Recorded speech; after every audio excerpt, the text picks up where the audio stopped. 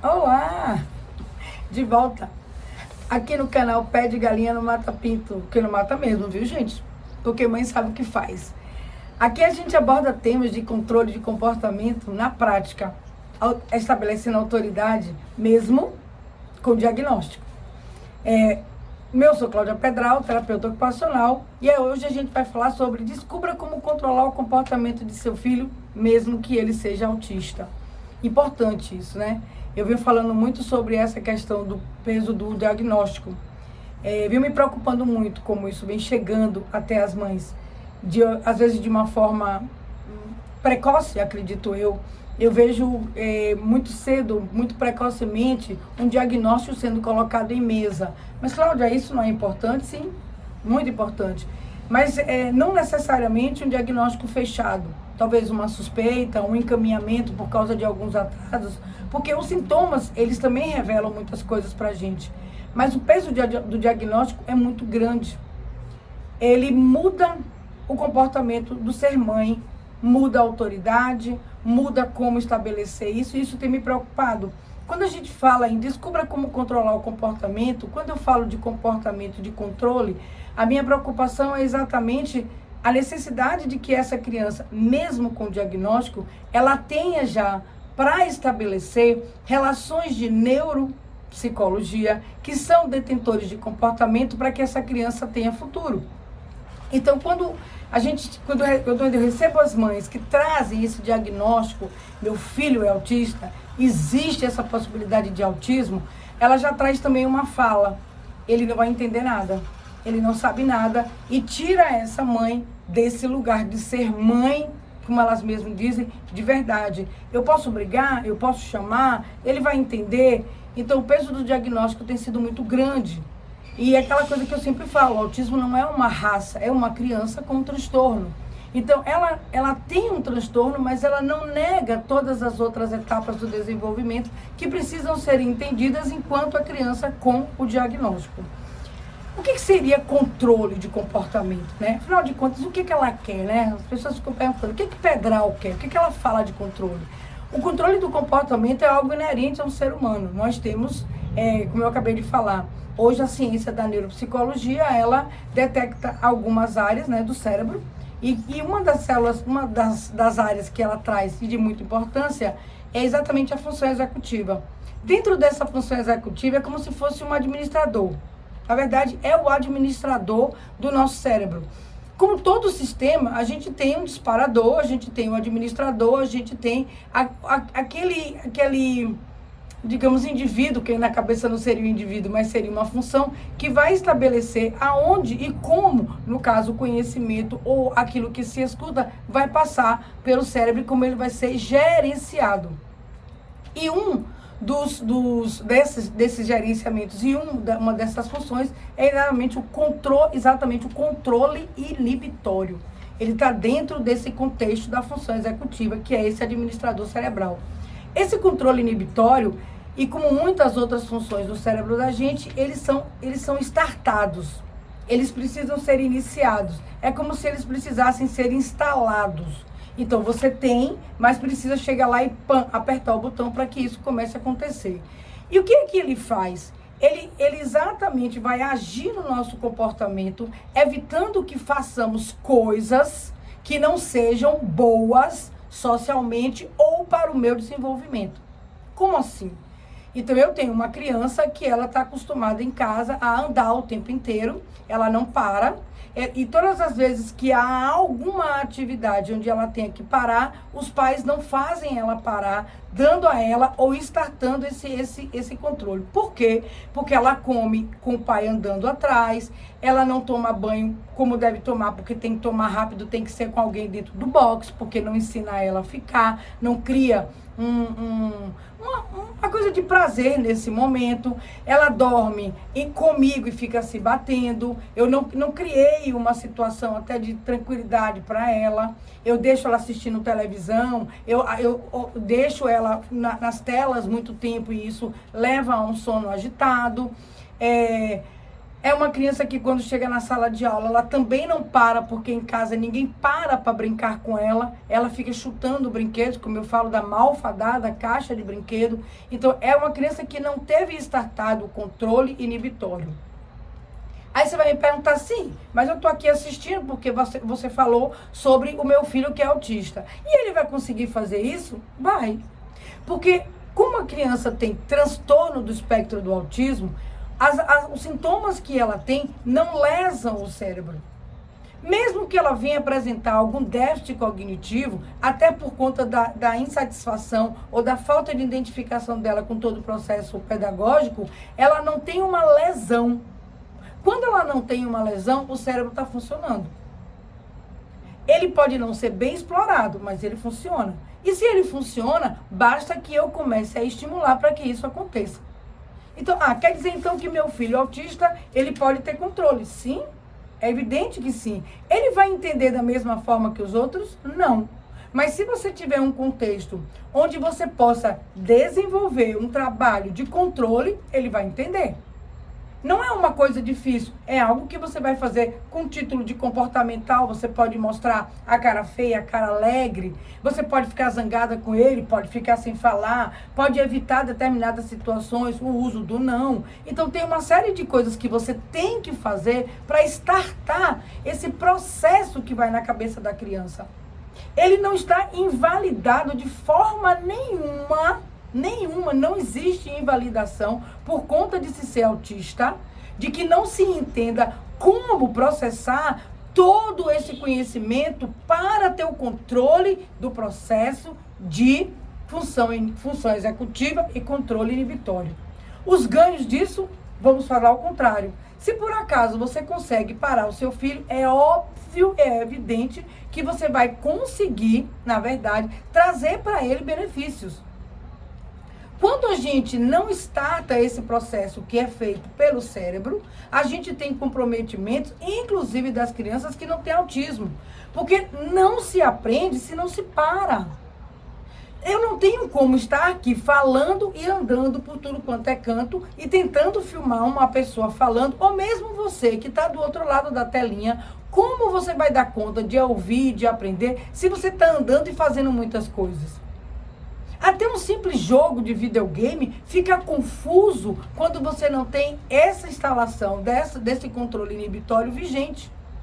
Então, quais são os benefícios de tudo isso? Então, é possível que a criança que apresenta um diagnóstico, mesmo de autismo, tenha controle? Sim. Bato o pé firme e digo que sim. É possível, é real e é benéfico para tudo isso. O que eu posso falar para vocês entenderem um pouco mais sobre isso? Eu vou dar exemplos para vocês que fica mais fácil. Eu tenho várias crianças, né? Eu atendo em consultório, né, em ambulatório, como a gente fala, né? Eu trabalho em clínica. E o que acontece? Normalmente, eu recebo crianças, com diagnósticos ou não, que apresentam já queixas, apresentando sintomas, na verdade, de alterações de comportamento.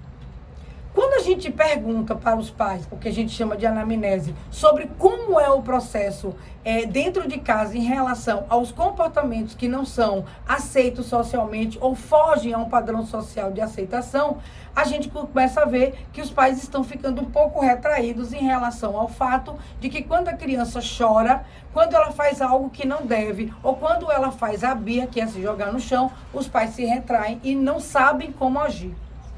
Quando isso acontece, a gente começa a perceber que a criança passa a agir de uma forma descontrolada em relação a situações a qual ela não quer aceitar. Quando isso acontece, isso entre 1 e 2 anos, que começa a aparecer a partir de 2, ela está indo para a escola. Evidentemente que todo esse processo vai ser levado para os palcos escolares, porque é lá que a criança vai viver isso que ela aprendeu. Então, vamos lá, vamos repensar. Já existe um diagnóstico e em alguns casos não existe um diagnóstico, mas para todos existe um sintoma. E que a gente chama de queixa quando os pais chegam para a gente. Esse controle não foi instalado porque em algum momento, quando essa criança começou a apresentar um comportamento do qual os pais não sabem como lidar, que a gente chama de birra, ou quando eles comecem a reagir de uma forma negativa a algo que eles queiram e eles não consigam, eles vão começar a agir de uma forma descontrolada. Eles vão cair no chão, eles vão chorar, eles vão bater, vão querer quebrar coisas, vão fazer escândalo, etc, etc, etc. A criança autista também. A criança que apresenta autismo, que tem autismo, não é uma criança autista, é uma criança com autismo, como eu venho falando, ela também, eu estou colocando todo mundo no mesmo lugar. Porque ela vai apresentar esses desenvolvimentos, as marcas podem ser mais atrasadas ou não, mas ela vai apresentar, porque todo ser humano que deseja algo e que não consegue esse algo tem uma reação negativa. Mesmo nós adultos. A diferença é que com controle inibitório vai ficar feio, né? Nessa idade, ficar caindo no chão, chorando e gritando, eu quero. Em algum momento, eu já até evoluí. Porque já que fica feio eu me jogar no chão, porque ninguém nunca me parou. Já que fica feio eu não ir pro chão, então o que vai acontecer? Muito provavelmente eu vou fechar minha cara, não vou falar com as pessoas, vou ser antissocial, eu vou ficar brigando, eu vou fazer cara feia, enfim. Eu também vou apresentar alguns comportamentos porque eu não tive o meu controle inibitório desenvolvido e articulado devidamente desde que eu era pequena. Olha o problema aí. Então, o que é que eu preciso fazer para isso acontecer? Acreditar que o meu filho, não importa a idade, o diagnóstico, ele tem a condição de desenvolver esse gatilho que chama-se controle inibitório. Mas, Cláudia, eu não consigo, eu não sei fazer isso. E se eu não agir, o que é que vai acontecer? O que é que vai acontecer se a gente não disparar o gatilho? Aí lembra lá que a mãe chegou falando do sintoma de que é uma criança agitada, uma criança que não para na escola, uma criança que não está aprendendo, uma criança que está sem atenção, uma criança cheia de sintomas e que pode, inclusive, estar apresentando um diagnóstico, inclusive o TEA. E por quê?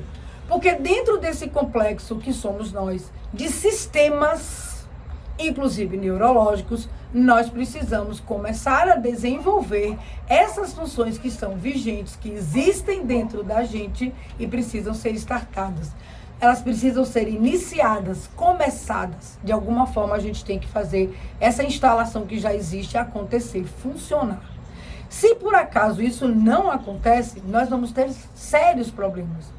Em relação às crianças de modo geral com autismo não, a gente vai ter exatamente a inadequação do comportamento social, que é uma coisa que vem ferindo muita gente. Então os pais começam a levar para a rua, não tem controle sobre isso, porque o que se faz em casa, se faz na rua. Se eu bato na cara da minha mãe em casa, eu vou bater na rua. Se eu dou escândalo em casa para conseguir as coisas, eu vou dar escândalo na rua. Eu vou fazer a minha mãe passar vergonha. E aí a gente começa com aquela história de que os próprios pais não dão conta dessa situação. Eles começam a ficar passando mal em relação a isso. Na própria escola, eles são chamados várias vezes. As crianças começam a fazer queixas dessa criança. É uma criança que começa a apresentar uma dificuldade, não necessariamente uma deficiência. No caso do autismo, a criança com autismo, ela começa a piorar a situação, porque ela está mais agitada, ela já é agitada, mais agitação acumulada. Então, a gente começa a ter sintomas potencializados, digamos assim, em relação à criança com autismo. As outras crianças que não têm diagnóstico também vão apresentar sintomas e uma potencialização de situações exacerbadas de falta de atenção, falta de inadequação, inadequação social. Às vezes são crianças que se tornam agressivas porque elas querem alguma coisa, elas não conseguem dominar essa situação, elas não conseguem se controlar e daí sim surgem comportamentos inadequados. Elas começam, inclusive, a querer bater nas professoras. Eu costumo dizer que a gente tem uma regrinha bem básica. Crianças que batem na mãe, que batem no pai, que batem em avó, irão bater nos adultos da escola, irão bater na pró, consequentemente, porque ela é um adulto, crianças que apanham muito em casa, crianças que às vezes os pais, para tudo, recorrem a bater, que não é uma coisa interessante também, vão bater nos coleguinhas, porque eles precisam descontar em alguém essa dor. Então, são consequências da falta do controle inibitório e, evidentemente, do controle desse comportamento. Porque, na verdade, aquilo que não é instalado, o produto final é exatamente o comportamento social e é onde a gente tem o maior nível de queixa. Bom, é importante pensar, muito importante pensar, de que se vocês não fazem hoje, amanhã o preço é mais alto. Se vocês não instalam hoje, amanhã, se eu não comecei hoje, amanhã vai ser mais difícil. E por quê? Porque uma coisa é você ensinar uma criança de 1 ou 2 anos, assim que ela começa, que ela se demonstra essa explosão. Não, mas eu quero. Assim que ela demonstra isso, você dizer para ela, não, eu não vou te dar. Vamos nos acalmar, vamos aprender, vamos parar de chorar. Quando você parar de chorar, eu vou conversar com você. Assim, mamãe não vai dar. Papai tá zangado. Isso é um começo de uma situação com uma criança de 2, 3 anos. Imagine ela com 6, 3 anos, ela vivendo dessa forma. Imagine ela com 9 anos, entendendo de que ela consegue as coisas dessa forma. Imagine ela com 12, entendendo de que ela só consegue as coisas quando ela berra, grita e quando ela é grosseira. Imagine ela com 15. Imagina ela com 18. Vamos fazer silêncio para a gente pensar de que as coisas elas vão se potencializando, porque o cérebro entende as coisas dessa forma. Então, quando as pessoas perguntam, quando é que a gente começa a educar filhos? Quando eles coroam, botou a cabeça do lado de fora, tá na hora. Então, por que é possível e importante essa criança ter o controle? Exatamente porque ela vai se beneficiar. Primeiro, um cérebro executante, né? A função executiva em pleno vapor. Ela está administrando o conhecimento, administrando os nãos, administrando os postos e os não postos, o que pode e o que não pode, o que deve e o que não deve. É evidentemente que recheada de valores, de normas, de regras que a gente vive dentro delas. Eu sempre falo sobre isso para vocês, a importância de entendermos tudo isso, porque nós pagamos multa, porque nós temos taxas, porque as pessoas cobram da gente, inclusive comportamentos sociais aceitos, porque eu só posso estar aqui se eu souber lidar com essa situação. Eu vou ser convidado para todos os lugares se eu tiver um comportamento adequado. Então, é necessário e é importante ter controle. É possível conseguir isso com todas as crianças? Sim, é possível. É importante conseguir isso com todas as crianças? Sim, muito importante. Importante para o controle do aprendizado, inclusive, que todo mundo que está aqui assistindo quer que seu filho aprenda a ler, a escrever, que eu passe por essas etapas todas que a criança vai ter. São ciclos e ciclos, entrando e saindo de ciclos, então é importante que eu já tenha um controle sobre isso, porque virão novas e outras etapas diferenciadas, onde os comportamentos vão mudando. Isso não é mito, gente. Isso não é mentira, isso não é inverdade. A criança muda, ela cresce. Mito é pensar que a criança não vai crescer. Ela não era assim, mas ela muda, ela cresce. Tem uma personalidade por trás que está se formando. Então é importante, muito importante, que a gente perceba a importância desse processo de controle, porque ela vai crescer, os desejos vão aumentar, as necessidades vão aumentar, os quereres vão aumentar, os olhos vão aumentar, a oferta de coisas que a gente tem hoje é muito grande e vai ser pleno nesse processo de aumentar. Então, é importante muito que esse controle exista. E é possível para todos, porque, retomando, o cérebro, ele não foi abalado. Ele não tem uma lesão. Ele pode compreender de uma outra forma. Eu vou precisar repensar a minha forma de passar, mas é possível, é viável e é real. O seu filho autista que apresenta um descontrole, ele pode sim ter um controle inibitório executável e acontecendo efetivamente no dia a dia dele, o que só vai ser benefício para ele. Não é o fato de se ter um diagnóstico que se invalida um cérebro.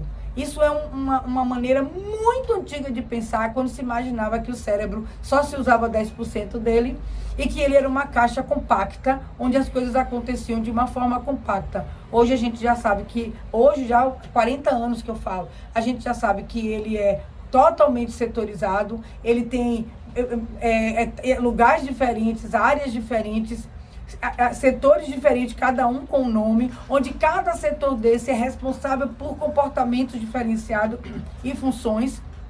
Então é óbvio que é possível, é óbvio que é viável. Eu tenho vários exemplos que eu tenho vivido ao longo da minha vida para dizer isso para vocês, né? Como é que você fala isso com tanta propriedade? A maioria das crianças que chegam para mim, eu costumo dizer que tá com o campo sujo, como se fosse um carro. A gente foi na fazenda, né? Fomos pro campo, fomos pro mato, e lá a gente encontrou uma estrada de barro, a gente encontrou um lamaçal muito grande, e quando a gente passou de carro, esse motor, desculpa, gente, esse motor sujou. E quando eu voltei, poxa, uma zoada estranha, um bate-bate, eu vou no mecânico. Poxa, meu carro foi bom, viajou bem, e quando voltou, ele tava cheio de zoada. Aí na hora que o mecânico vai abrir, olha, pô, ele tá imundo o seu motor. Vamos fazer o seguinte, leve num lava-jato, mande botar mesmo um jato bem legal no seu motor e depois traga para mim. Vamos ver o que sobrou. Porque diante da sujeira desse motor, a gente tem até pedras aí. E essa sujeira provoca sintomas de zoadas que podem parecer que o carro está com defeito, mas não necessariamente. Aí vou lá no lava-jato, bato lá, né, a água, bate aí meu filho, bate aí a água e tal. Ele vai lá, bate, e eu trago de volta. Aí o mecânico faz, você notou alguma coisa diferente nele? Aí ele já não tá batendo mais em tal lugar, não tá fazendo tal zoada. E o que sobrou? Então eu trabalho muito com esse pensar de que eu preciso limpar o campo. E seria limpar o campo, seria o quê? Diminuir os sintomas ou amenizar sintomas, trabalhando nas questões comportamentais puras e simples, com ou sem diagnóstico. Presta atenção. Então eu tenho uma criança, hoje ele está com quase 12 anos, tem quase 6 que ele está comigo, ele veio com 6 anos para mim, e assim, era muito triste ver a mãe dele, né? Nós temos até uma entrevista com ela no nosso Instagram da clínica. E ela chegou muito triste, né? Eu costumava dizer que parecia que ela não tinha dente, né? Porque ela não sorria, ela vivia com uma expressão muito tensa em relação ao filho. E o tempo inteiro ela não tinha controle sobre ela ficava o tempo inteiro mobilizada, né, tentando segurar ele, e ele parecia um trator, passando por cima de tudo. Tinha o sintoma, o diagnóstico do espectro do autismo, estava medicado, não parava com ninguém, muito menos com ela. Já estava fora da escola, infelizmente, porque o comportamento de inadequação social já tinha atingido em tal nível que ele não estava conseguindo viver com os pares, nem com as crianças, não parava na escola, não conseguia se controlar e nível de aprendizado zerado. Essas coisas que eu falei não são do espectro do autismo, são sintomas exatamente da ausência do controle inibitório. Olha só. Mas dentro da sintomatologia do TEA já estava acoplado. Poxa, mas é muita coisa. É muita coisa para trabalhar. Então vamos limpar o campo para a gente ver o que a gente pode fazer por essa criança. Foi um trabalho difícil porque ele já tinha 6 anos. Ele já estava há muito tempo dominando toda essa situação e para ele isso era uma coisa muito normal. Sair chutando tudo, empurrando todo mundo, batendo em todo mundo, querendo as coisas que ele queria. Ele não parava para ser trabalhado, não ficava em sala nenhuma, os terapeutas não conseguiam controlar, a fala não andava, a questão social só se multiplicava, só piorava, então complicado. Então foi um trabalho difícil, é um dos mais difíceis que eu tive, né? Eu tive que ter que controlar ele fisicamente, né? É um trabalho que a mãe tomou conhecimento, né? Ela estava lá, ela viu. Foi mais ou menos um mês e meio para a gente conseguir instalar todo esse processo. E esse processo foi levado para casa também. Ela passou a fazer, ter atitudes em relação a isso, para que a gente trouxesse, startasse esse controle inibitório, que ele entendesse, inclusive, quando fosse chamado, pare. Que é isso? Não, não é não, não senhor, não pare. E a gente conseguiu. Depois de um mês e meio, a gente voltou a frequentar a sala do consultório, porque muitas vezes eu tive que atender ele na frente da clínica mesmo, para poder ele se controlar, e eu dizia para ele, não subo enquanto você agir dessa forma, não vou com você enquanto você agir desse jeito, eu vou ficar aqui, você vai se controlar, e ele aprendeu a se controlar. Foi dureza. E para mim, como terapeuta, não é uma coisa fácil como as pessoas pensam, porque eu também estou exposta a isso tudo, mas eu banco isso porque eu acho que é importante. E sim, e o resultado? E o resultado de tudo isso? Hoje ele já está alfabetizado, ele já está no Fundamental 1, ele segue, não, ele está no Fundamental 2 já, ele segue esse ano, ele está no último ano, no 4º ou no 5º ano, se não me engano, é muita gente. A gente vai segurar ele, né, por causa da pandemia. A pandemia também foi uma prova de fogo, né, para ele e para a mãe dele, e assim, as palavras dela até hoje me falam muito, né? Me trazem muito, me remetem muito a essa condição, quando ela diz pra mim, tem horas que eu tenho vergonha, quando as pessoas me perguntam se eu tô bem com meu filho em casa na pandemia, e eu estou bem. Eu não tive problema nenhum. Meu filho não agitou, meu filho não descontrolou, meu filho não desorganizou, meu filho fez Kumon a pandemia toda, meu filho recebeu os exercícios da escola, foi atendido online pela fono, por mim, pela psicóloga e pela psicopedagoga. Teve atividades constantes para fazer, ficou calmo, aceitou ficar em casa por muitas vezes, não ficou naquela agitação, porque a gente conseguiu instalar aquilo que é preciso ser instalado, que chama-se controle inibitório. Ela costuma dizer que ela me agradece muito por conta disso, mas eu que agradeço a ela por ter confiado em mim, e a gente poder ter ele hoje como um exemplo. Ele é um dos últimos, de tantos outros que eu já vivi. Eu descobri isso, eu sempre acreditei de que todo mundo precisa de um limite para fazer as coisas. Eu costumo dizer que a base de tudo nessa vida chama-se respeito. Para tudo existe respeito. Até para eu entrar agora na sua casa e falar com você, eu preciso te respeitar. Então, para tudo nessa vida existe uma coisa chamada respeito. E essa base, ela é muito importante.